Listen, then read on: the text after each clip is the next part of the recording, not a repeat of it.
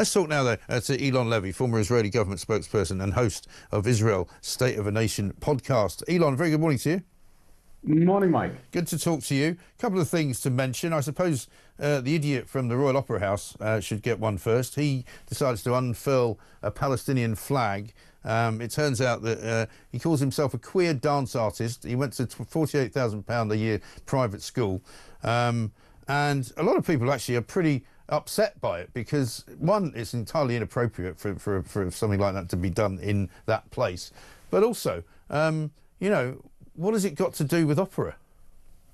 Yeah, well, he got what he wanted, which is that we're talking about him, right? So while we're talking about him, let's talk about what that flag represents.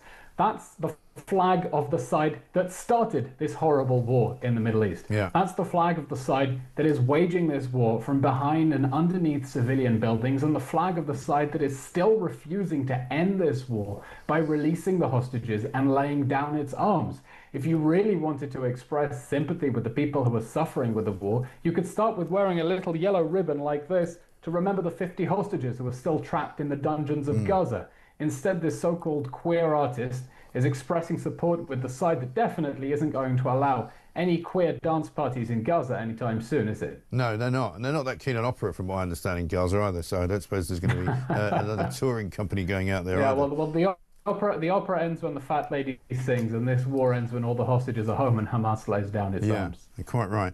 More than 100 protesters were arrested across the UK on Saturday as well. I don't quite understand how somehow the government has prescribed the Palestine Action Group as a terrorist organisation, and yet people are still going out and demonstrating on behalf of Palestine Action.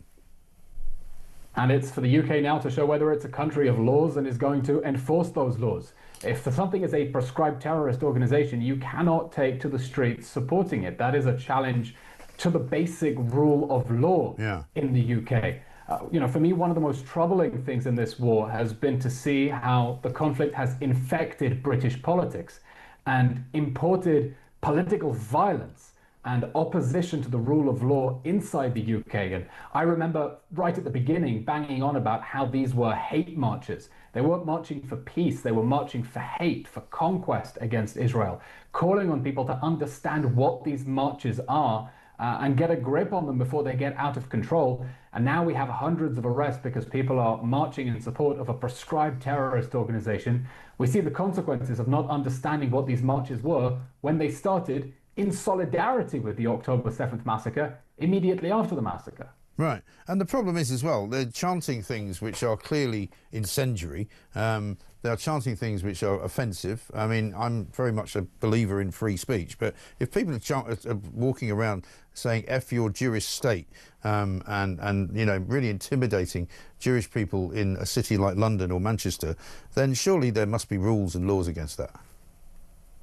Absolutely. These are hate marches. And I remember this right from the beginning where they were chanting, "From the river to the sea, Palestine will be free." Many people thought it was just a catchy slogan. Right. No, that means no more Israel. I'm in Tel Aviv. What is meant to happen to Tel Aviv if this becomes, you know, an Islamist country? It's not going to be a free country. It's going to be another failed state in the Middle East. This is a march that is calling for hatred and for violence and in support of terrorists, not just Palestine Action, but Hamas as well. So, you know, free speech is important, and the UK is going to have to tread that very careful line, respecting people's right to free speech. Right. But we have a problem here of a hateful movement that is spinning out of control. People now defying the police, defying the law, openly supporting a terrorist organization that was proscribed for vandalizing British military aircraft, right?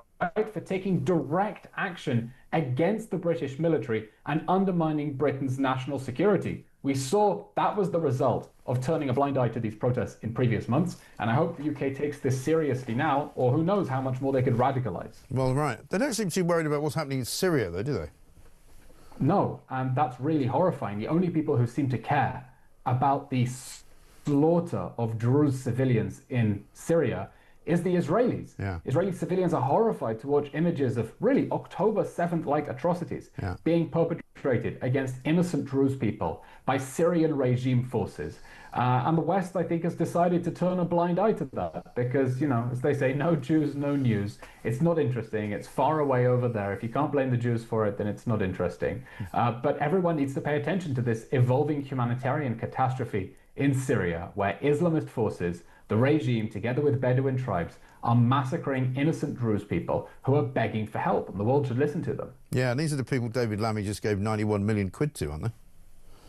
You know, I think the UK, the US, they have their interests, whether it's trying to get Syrian refugees to return home or whatever. They're willing to turn a blind eye to the fact that Syria is now run by a former al-Qaeda militant. Who is Jolani? He was the head of HTS, the al-Qaeda offshoot, until he captured Damascus, trimmed his beard, and started wearing a suit. And Israelis and the Druze in Syria are skeptical and suspicious of this man and saying the leopard hasn't changed his spots. This is still a wolf in sheep's clothing. He is still a jihadist, and it's too early to celebrate and think that he's some sort of president of an inclusive democratic Syria just because he's trimmed his beard a little bit. Yeah. We need to be more cautious, and the violence against the Druze in Syria should remind us that we're still dealing with a very dangerous regime. Yeah. Very much so.